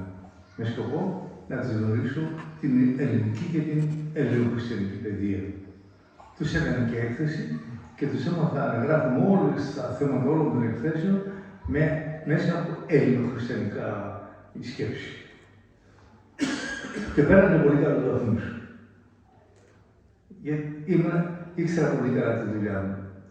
Το λοιπόν, αυτά τα παιδιά και άλλα πολλά, όταν πλησίαζε τα Χριστούγεννα η Πάσχα, γεμίζαμε οι 3 πούλμα, πάνω από 200 παιδιά και πήγαιναν όλα εκκλησιασμό. Μετά περνούσαν, πέραν την ευχή του Αγίου Πορφυρίου με τη σειρά όλα και μαζευόντουσαν πνευματικοί, που ήταν πνευματικά παιδιά του Αγίου Πορφυρίου και τα εξομολογούσαν όλα. Σε βαθμό που τόσο πολύ πειράχτηκε το αθεϊστικό σύστημα, που μου είπε ο Άγιος ότι σχεδιάζουν να σε διώξουν ή να σε κλείσουν φυλακή με ψευδομαρτυρία στο ότι πήραξες κορίτσια ή ακόμα και να σε δολοφονήσουν. Πραγματικά παραλίγο να γίνουν και τα 3. Εν πάση περιπτώσει, μια φορά που του πήγα τα παιδιά, αφού τα γύρισα πίσω, επέστρεψα στο δικαστήριο και πήγα να τον δω να μιλήσουμε για τα παιδιά. Και όπως μιλάγαμε για τα παιδιά, ξαφνικά άρχισε να κλαίει με αναφιλητά. Ένα κλάμα τόσο πονεμένο, πολύ πιο πονεμένο από αν κλαις τον πιο αγαπημένο σου νεκρό. Και μέσα από τα κλάματα βγαίνουν σπασμένες οι λέξεις. Τα παιδιά σήμερα γεννιούνται, βγαίνουν άρρωστα από τη κοιλιά της μάνας τους, με ψυχολογικά προβλήματα. Γιατί το παγκόσμιο σύστημα, η παγκόσμια κατάσταση είναι αρρωστημένη και επειδή ο καθένας μας είμαστε ενωμένοι μυστικά με όλη την ανθρωπότητα, όλη η ανθρωπότητα επιδράει πάνω μας και επιδράει και πάνω στον αιωγνό μέσα στην κοιλιά του μάνας του και τα αρρωσταίνει. Και έτσι βγαίνουν άρρωστα από τη κοιλιά της μάνας τους. Γι' αυτό μας έλεγε ότι σήμερα δεν μπορούμε να μεγαλώσουμε τα παιδιά όπως τα παλιά χρόνια. Δεν μπορεί να εφαρμόσει στην ίδια αυστηρότητα, το ξύλο, τα αυτά κτλ. Όπως τα παλιά χρόνια. Θέλει με στοργή, με τρυφερότητα, με αγάπη. Αν χρειαστεί που και που, 1-2 φορές το χρόνο να του δώσεις κανένα σου και δώσεις τον πισινό στην πλάτη, ποτέ στο πρόσωπο ή στα χέρια, θα τη δημιουργήσει ψυχολογικά. Έτσι, το λοιπόν, και περισσότερο έλεγε, επειδή δεν ακούνε από λόγια, να τρέχουμε στο Χριστό και στην Παναγία, να πηγαίνουμε μπροστά στα εικονίσματα του Χριστού και της Παναγίας, να αγκαλιάσουμε με ωραία το παιδί μας και να το αναθέτουμε στον Χριστό και στην Παναγία. Κύριε μου, αυτό που δεν μπορώ να κάνω εγώ, κάνε εσύ το παιδί μου. Δέσποινά μου, αυτό που δεν μπορώ να κάνω εγώ, κάνε εσύ για το παιδί μου. Και έλεγε στις γονείς, να είστε βέβαιοι ότι αυτή η προσευχή απέλει από την καρδιά σας και θα μεταφέρει ο Χριστός και η Παναγιά στην καρδιά του παιδιού σας και θα το ενώνει μαζί σας. Είναι ο καλύτερος τρόπος για να αρχίσουν οι παιδιά να σας ακούνε και να τα διαπαιδαγωγήσετε σωστά.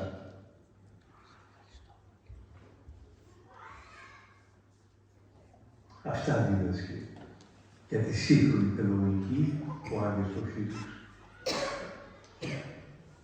Βασίλεια να είμαστε, να συγγνώμαστε, να μιλάμε το παιδί, να είμαστε γλυκοί κλπ. Λίγη αυστηρότητα με μέτρο εκεί που χρειάζεται. Ναι, δεν θα τα γνωρίσουμε όλα βέβαια, αλλά όχι στα παλιά χρόνια. Σε μένα, όταν ήμουν εγώ μικρό, αν τόσο τα πράγματα έκανε, θα το πω στον παπά μου, έλεγε η μάνα μου.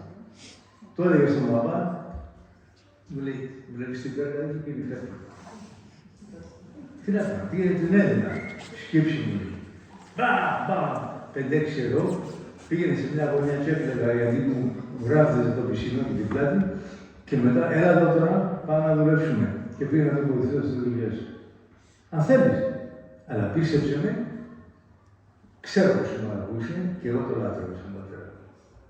Τώρα, αν του κάνεις χαρακτήρα στα παιδιά, θα αρρωστήσουν. Εντάξει. Δεν ξέρω αν υποστήγα τέτοια παιδαγωγική εσείς, αλλά εγώ δεν πέφτουν με το παραπάνω. Άλλες παιδιά.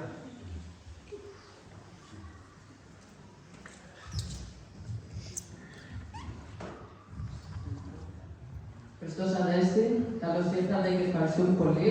Να είστε καλά. Για την τιμή. Ήθελα να ρωτήσω, ένας άνθρωπος ανεξαρτήτου ηλικίας που βρίσκεται σε ένα αρχάριο επίπεδο πνευματικά, πώς μπορεί να ξέρει, να καταλαβαίνει την πρόοδό του και πρέπει να ξέρει ή θα είναι περηφάνεια? Ναι, εντάξει, το άκουσα. Κοίταξε, ένας αρχάριος, τελείως αρχάριος πνευματικά, πραγματικά είναι πολύ δύσκολο. Έχει μια σύγχυση μέσα του, γιατί επικρατεί να πάθει και δεν είναι καθαρό το μυαλό για να μπορεί να κατανοήσει πού βρίσκεται, τι έχει και δεν έχει. Αυτό θα καταφέρει στο πνευματικό του κάπως πιο συχνά από τους προχωρημένους, θα τα κουβεντιάσει όλα με το πνευματικό και θα του τοποθετεί τα πράγματα το πνευματικό του, να το βοηθήσει να καταλάβει τι έχει, τι πρέπει να κάνει και πώς μπορεί να προχωρήσει. Και σιγά σιγά με τη βοήθεια του πνευματικού και τη δική του προσπάθεια και προσοχή θα προχωράει μέχρι να κλείσει, αφού καθαρίσει αυτά τα χοντρά πάθη, να έχει μια διάθεση για να μπορεί να καταλαβαίνει περίπου πού βρίσκεται. Κατάλαβες. Εάν τα καταφέρει και προχωρήσει και νικήσει όλα τα χοντρά πάθη, βλέπονται υλικά, σωματικά πάθη, θα αποκτήσει το χάρη της διακρίσεως. Αυτό λένε ότι και από τους μοναχούς ακόμα, ίσως το 15% να το φτάνουν αυτό το πράγμα. Και ένας που φτάνει στο χάρη της διακρίσεως, προχωράει πια σε ένα δεύτερο στάδιο το λόγο του φωτισμού. Αρχίζει και καθαρίζει τα λεπτά πάθη της ψυχής και όταν προχωρήσει, αρπάζεται μέσα στο φως και βλέπει το άκθιστο φως. Και αποκτά χάρισμα διορατικό, να βλέπει από μακριά, να βλέπει τη σκέψη του άλλου κτλ. Και αν σε αυτό φτάνουν από αυτό το 10-15%, το 10%. Και το τρίτο στάδιο είναι αυτό που έφτασαν οι Άγιοι Πορφύρη και Παΐσιοι και οι άλλοι. Δηλαδή, να καθαρίσει κάθε λεπτή, πολύ λεπτή υπερηφάνεια και αυτό του νου, ώστε να εκπαλεί ο νους του μέχρι το Θεό και να γνωρίσει πρώτα τον Χριστό πρόσωπο μου πρόσωπο. Αυτό είναι το Αγίο, το Θεοφόρο. Αυτό το φτάνουν στα δάχτυλα να περιμένει κάθε άνθρωπο. Αλλά εσύ προχωράς, αφού καταφέρεις τα χοντρά πάθη με τη βοήθεια του πνευματικού στην εξομολόγηση και την προσευχή και την προσπάθεια που τα νικήσεις, αρχίζεις και κάπου καταλαβαίνεις μέσα σου πού βρίσκεσαι, τι κάνεις κτλ. Και σιγά σιγά με τη βοήθεια του πνευματικού μπορεί να αποκτήσεις μια διάθεση, να τα συγκαλείς, να καθαρίζεις μέσα σου, να εξομολογήσεις κτλ. Θέλει δουλειά. Εντάξει. Άλλος, παιδιά.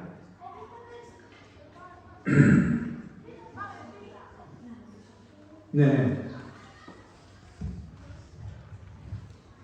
Χριστός Ανέστη, καλώς ήρθατε.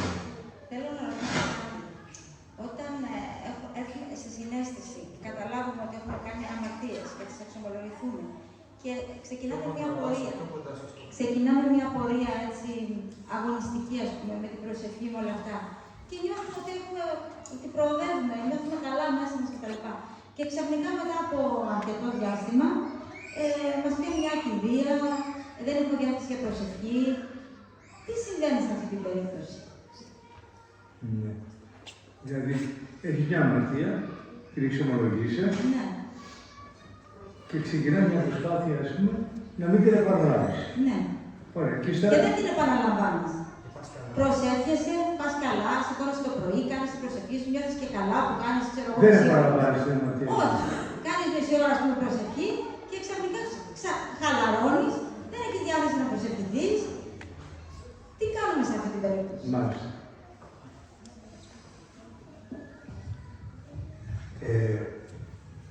Πρόσεξε.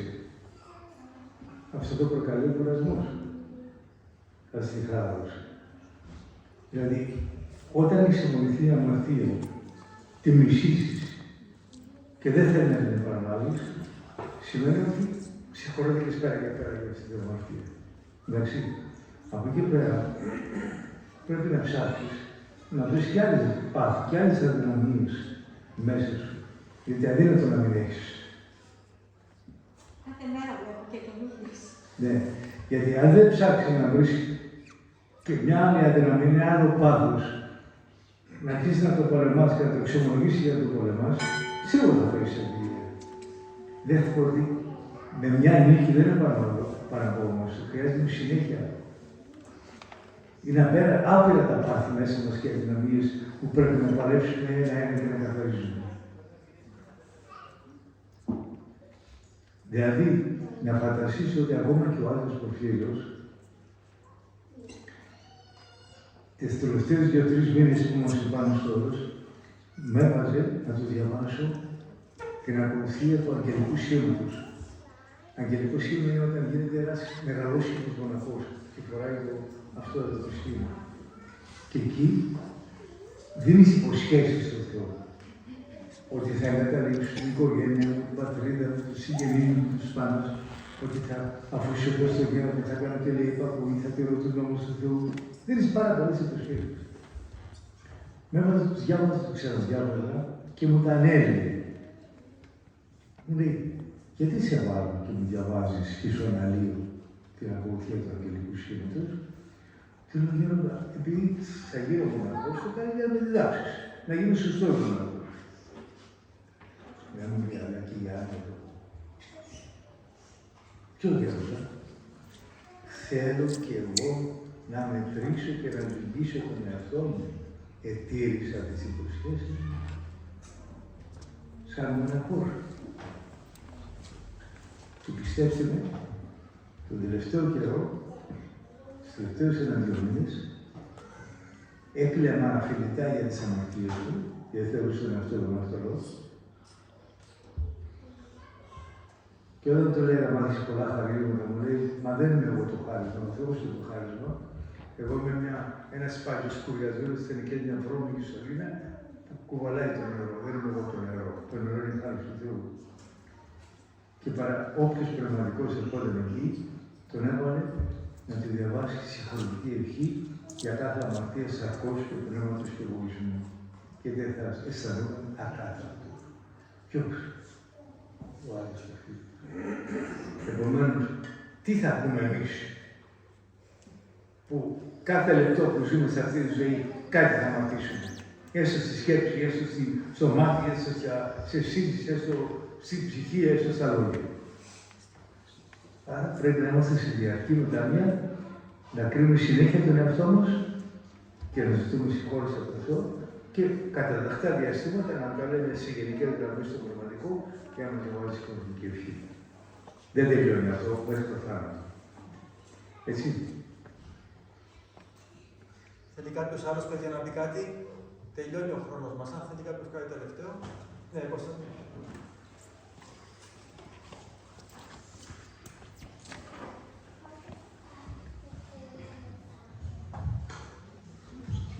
Χριστός Ανέστη, καλώς ήρθατε. Ήθελα να σταθώ σε κάτι άλλο. Πολλές φορές βλέπουμε διαφορετική συμπεριφορά για το ίδιο πρόσωπο ή κατάσταση. Παραδείγματος χάρη, κάποιοι ήταν πιο αυστηροί, άλλοι πιο γλυκείς, άλλοι απέφευγαν τους ανώθριστους και άλλοι όχι. Ήταν πάντα καθοδηγούμενοι από το Άγιο Πνεύμα ή υπήρχαν φορές που εξέφραζαν το δικό του συναίσθημα με βάση το πώς βίωναν τη σχέση τους με τον Θεό και αν κάτι ανάλογο είχατε ζήσει με τον Άγιο Πορφύριο. Διευκρίνησε το καλύτερα, Κωνσταντίνα. Θέλω να πω, αν οι άλλοι ήταν πάντα καθοδηγούμενοι σε αυτό που συμβούλευαν, αν ήταν πάντα καθοδηγούμενοι από το Άγιο Πνεύμα ή αν ήταν με βάση τη σχέση που βίωναν οι ίδιοι με τον Θεό. Η κάθε συμβουλή που έλεγαν. Είναι πολύ μεγάλο θέμα αυτό που ανοίγει τώρα η Κωνσταντίνα. Λέει, εάν κάθε φορά που οι Άγιοι ενεργούσαν σε κάποια οποιαδήποτε περίπτωση, ήταν πάντα εξ Αγίου Πνεύματος, ή αν ήταν από την εμπειρία τους, ή αν ήταν και πολλές φορές κάτι δικό τους εντελώς. Ναι. Ωραία. Είναι ωραίο το θέμα αυτό και μπορώ να σας απαντήσω.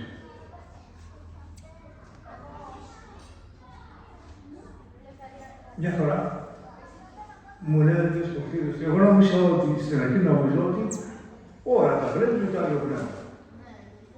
Όταν μια φορά μου λέει, κοίταξε να με βρέχει έξω. Καλά και ρωτά. Με ρωτάς εμένα. Δεν ξέρεις εσύ εδώ ή εγώ. Πρέπει πήγαινε σου λέω και κοίταξε να δούμε βρέχει. Πήγα έξω, έχουμε και σταγόνες. Και λέω, ναι, έχουμε και σταγόνες. Καλά, δεν το είδες. Όχι.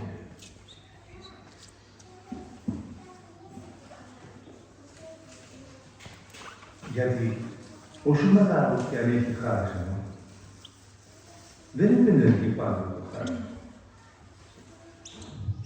Για δύο λόγους. Ο ένας λόγος είναι ότι κανέναν, όσο μεγάλος Άγιος και αν είναι, δεν του τα λέει όλα ο Θεός. Τον αφήνει και μερικά να μην τα ξέρει και να ενεργεί κατά άνθρωπο. Και να ταπεινώνει. Σαν την κλίδα ασφαλείας.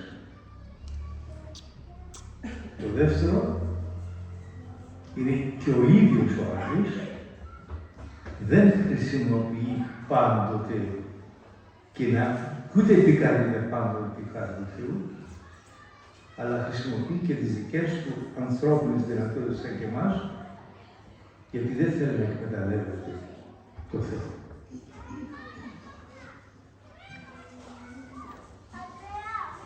Κάποτε που βέγιαζε με τον Άγιο Παΐσιο και μου λέει, έρχονται και με ρωτάνε και νομίζουν ότι ό,τι τις πω είναι από το Θεό. Μωρέ μου λέει, στα 100, τα 2-3 είναι με τη χάρη. Τα άλλα 97-98 τους λέω, τους απαντώ με την πείρα, σαν άνθρωπος.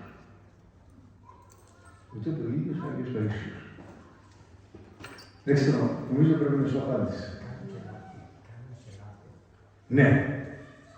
Επιτρέπει ο Θεός, όχι με βάλα λάθη εγκληματικά κτλ.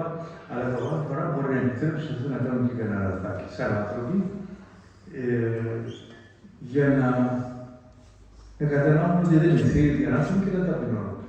Διότι πάντοτε χρειάζονται την κλίδα της ασφαλείας, όσο ενάρετος και αν κανείς, όση ταπεινής και να έχει, χρειάζεται την κλίδα της ασφαλείας, μπας και την αρπάξει. Κατάλαβες. Και ο Θεός το δίνει αυτό. Και στους μεγάλους του Αγίου. Με βάζετε τώρα στον διαδρασμό να κάνω πιο δύσκολο ερώτημα. Μπορεί κάποιος να πάρει χαρίσματα από τον Θεό και ταυτόχρονα να έχει και πλάνες, δηλαδή να βλέπουμε έναν άνθρωπο να έχει, καταλάβουμε, να θαυματουργεί, να θεραπεύει, να έχει διορατικό και ταυτόχρονα εμείς να κινδυνεύουμε γιατί έχει πλάνες, ειδικά στην εποχή μας αυτό. Ναι. Μπορεί να γίνει και γνωρίσαμε τις περιπτώσεις. Γνωρίσαμε τις περιπτώσεις.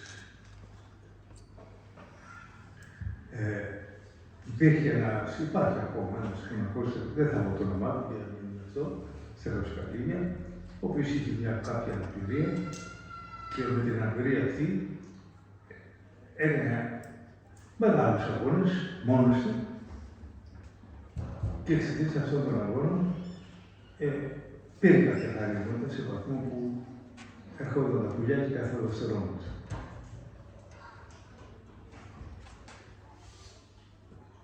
Και ένα πνευματικό παιδί του, ο Άγιος Πορφύριος, του είπε πήγε να γνωρίσεις αυτό, είναι Άγιος άνθρωπος, τα πουλιά κάθονται στον νόμο του και τον έστειλε να τον γνωρίσει.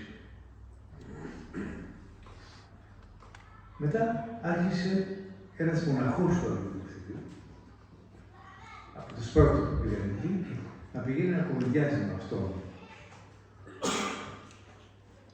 Και του λέει, πού πάδωρε το παιδί. Σταμάτα να πηγαίνεις, γιατί είναι πλανεμένος, έχει πλάνος αυτός, δεν θα πηγαίνεις. Στον νέο του λέει, πήγαινε να γνωρίσεις ένα Άγιο άνθρωπο που στο όνομα του και στον μοχό του λέει, μην πας γιατί θα πλανηθεί μαζί.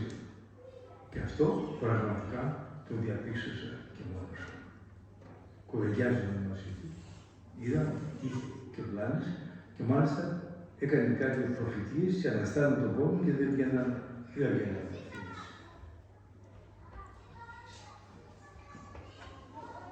Άλλο παράδειγμα. Το πρώτο καλοκαίρι του Αγίου Πορφυρίου ήταν ιερέας πνευματικός και έκανε ασκητικούς αγώνες και πήρε 2 ώρες του χάρισμα. Όμως, ζήλεψε το γέροντά του και άρχισε να τον κατηγορεί, να τον διαβάζει ότι είναι πλανημένο.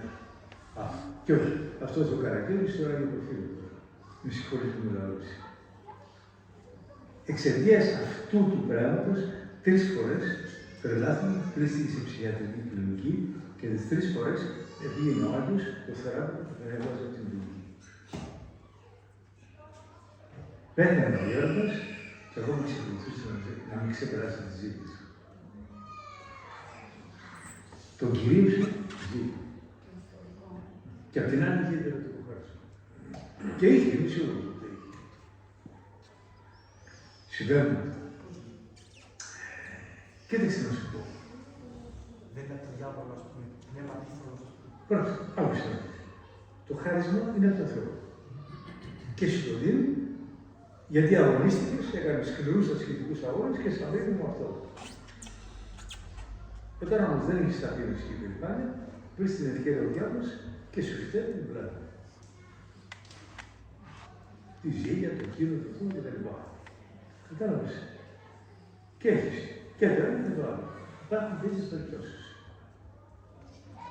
Μάλιστα ο Άγιος ο φίλος μου επεσήμανε κάποιος αγιορητήτων, δεν είναι αγιορά μόνο τώρα, και μου λέει, πρόσεχε μου λέει, γιατί αυτοί έκαναν αγώνες, πήραν κάποια χαρίσματα, αλλά βιάστηκαν να τα χρησιμοποιήσουν, απέκτησαν φήμη και περηφανεύτηκαν και τους άφησαν ο διάβολος. Και με ποια ευκαιρία μου το είπε. Όταν έκανα και εγώ την υπακούνη στο Άγιο και λαμπρούσα ασκητικούς αγώνες, απέκτησα διορατικό χάρισμα, έβλεπα προβλήματα των μαθητών μέσα στις οικογένειές τους και μπαινέβαινα για να βοηθήσω, η απόκτηση και το χάρισμα να βγάλει το δαιμόνι και μια μαθήτριά μου που δαιμονίστηκε, της έβαλε το δαιμόνι. Όταν λέμε δαιμονίστηκε, πετούσε με συντρόφους, κράτανε όλα στα αυτοκίνητα, έκανε πράγματα που καθαρά είχε δαιμόνι. Αφού πήγαινε πάνω από τη γη και τα λοιπά. Σήμερα εδώ, άρχισε την αρχή της, το βγάζει το δαιμόνι, δεν έκλεισε. Πάω στο γέροντα, τραβάει μια σπαλιά και μου λέει: «Εγώ μωρέ, γιατί δεν τα κάνεις αυτά?» Γέροντα για να βοηθήσω. Όχι. Δεν θα τα χρησιμοποιήσω. Διότι αν βιαστείς και τα χρησιμοποιήσεις, θα αποκτήσεις πίνη και πολλοί θα σε βγάλουν πλανεμένο της του διαβόλου ή από τη φήμη θα κινδυνεύεις να υπερφανιστείς. Κλείς τα μέσα σου και βρες άλλο τρόπο να βοηθάς. Δεν θα τα χρησιμοποιήσεις. Έκανε επακούη και δόξα τω Θεώ, δεν την πάτησε μέχρι τώρα. Είναι θαμμένα. Κατάλαβες. Θέλει προσοχή με άλλα αυτά τα πράγματα. Μόλις μας εμφανιστικά την αρχή που χρησιμοποιούμε είναι επικίνδυνο.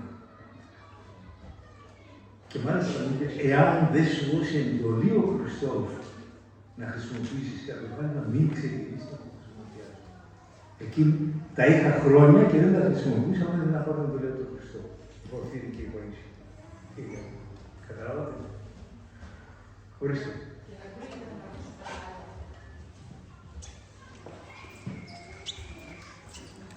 Ας τώρα έρθει αυτό κοντά μου, αυτή. Να πούμε καλύτερα. Αυτό που λέμε πληροφορία από τον Θεό. Ναι. Μέσα μας, ο κάθε άνθρωπος πώς μπορεί να το νιώσει? Μέσα σαν μια φωνή, μέσα από την καρδιά του, μέσα από το μυαλό του. Η πληροφορία από τον Θεό συνήθως είναι βαθιά μες στην καρδιά, όχι στο μυαλό. Αλλά πρέπει να είσαι πολύ προχωρημένος πνευματικά για να ξεχωρίσεις αν πράγματι είναι αυτό από τον διάβολο. Σε αυτές τις περιπτώσεις, καλύτερα να το αναφέρεις στον πνευματικό σου και να κάνεις υπακούει. Γιατί αν αρχίσεις να πιστεύεις τις πληροφορίες, σίγουρα υπάρχει κίνδυνος να πέσεις σε μεγάλη φτάρη. Εντάξει. Ευχαριστώ πολύ.